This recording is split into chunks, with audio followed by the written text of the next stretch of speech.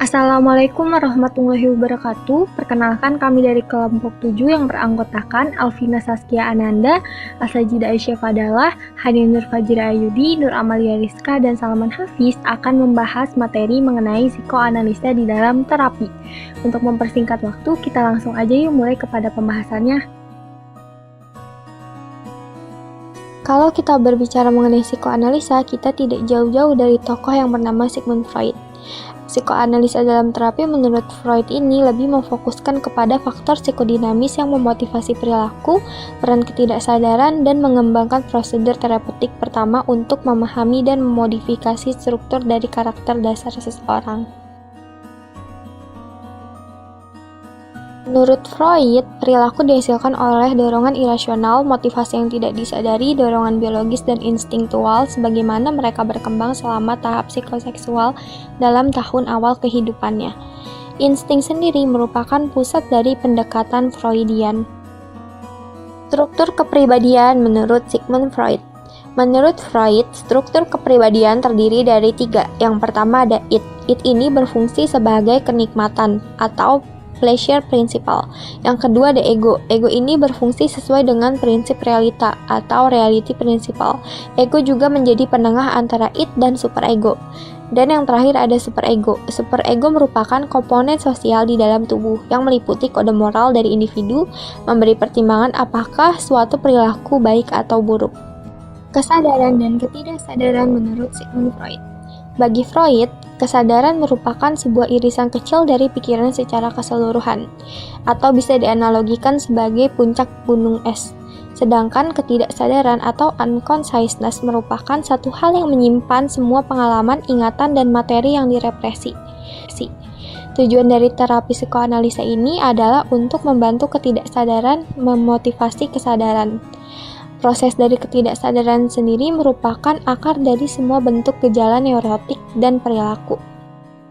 Selanjutnya ada kecemasan atau anxiety.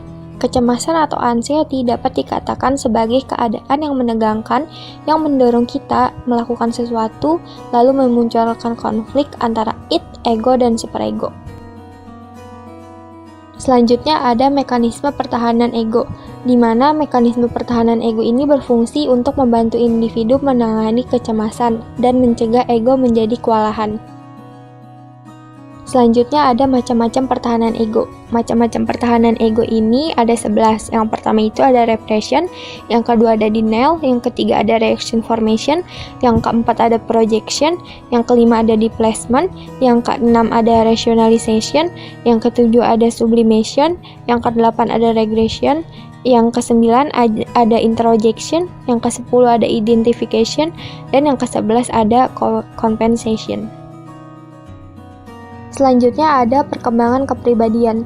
Perkembangan kepribadian yang pertama itu dikemukakan oleh Freud. Freud ini berpendapat bahwa terdapat 3 tahap perkembangan awal yang sering membawa seseorang melakukan konseling apabila tidak diselesaikan atau tidak diatasi dengan baik. Yang pertama itu ada oral stage, di mana oral stage ini berhubungan dengan ketidakmampuan seseorang untuk mempercayai dirinya sendiri dan orang lain, yang akhirnya mengakibatkan rasa takut untuk mencintai dan membentuk hubungan dekat dan rasa percaya diri yang rendah. Selanjutnya ada anal stage.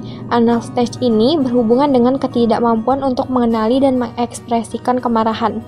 Dan yang ketiga ada panic stage, di mana panic stage merupakan hubungan dengan ketidakmampuan untuk secara penuh menerima seksualitas dan perasaan seksual dari seseorang, dan kesulitan dalam menerima diri mereka sebagai laki-laki atau perempuan. Selanjutnya ada perspektif psikososial menurut Erik Erikson, di mana Erik Erikson mengembangkan perspektif ini didasarkan pada ide-ide Freud sebelumnya.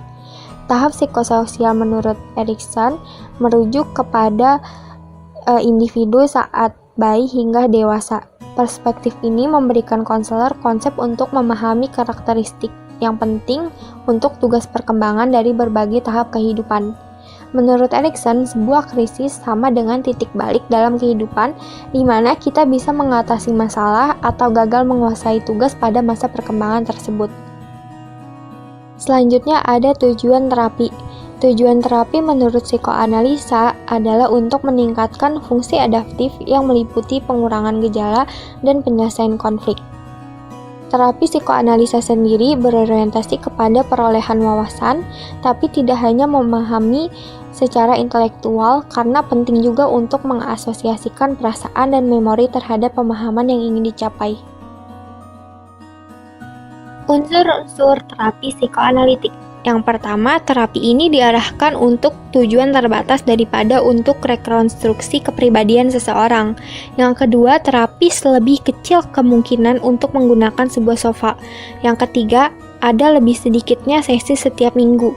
Yang keempat, lebih sering menggunakan intervensi pendukung seperti jaminan, ekspresi, empati, dan dukungan serta saran. Dan yang kelima, ada penekanan lebih pada hubungan di sini dan sekarang antara terapi dan klien. 6 dasar teknik dasar terapi psikoanalitik. Yang pertama, mempertahankan kerangka analitik. Yang kedua, asosiasi bebas. Yang ketiga, interpretasi. Yang keempat, analisis mimpi. Yang kelima, analisis resistensi. Dan yang keenam, analisis transferensi. Terapi psikoanalitik dari perspektif multikultural, serta kekurangan dan kelebihannya. Untuk kelebihannya sendiri, terapi ini dapat membantu terapis menjadi sadar akan sumber kontraferensi mereka sendiri, termasuk bias, prasangka, dan stereotip ras ataupun etnis mereka sendiri. Yang kedua, ada kekurangannya. Kekurangannya ini, terapi ini terbilang cukup mahal, dan terapi psikoanalitik umumnya dianggap berdasarkan dengan nilai-nilai kelas atas dan kelas menengah. Kami rasa cukup sekian pembahasan mengenai psikoanalisa di dalam terapi. Kurang lebihnya kami mohon maaf. Wassalamualaikum warahmatullahi wabarakatuh. Tetap semangat!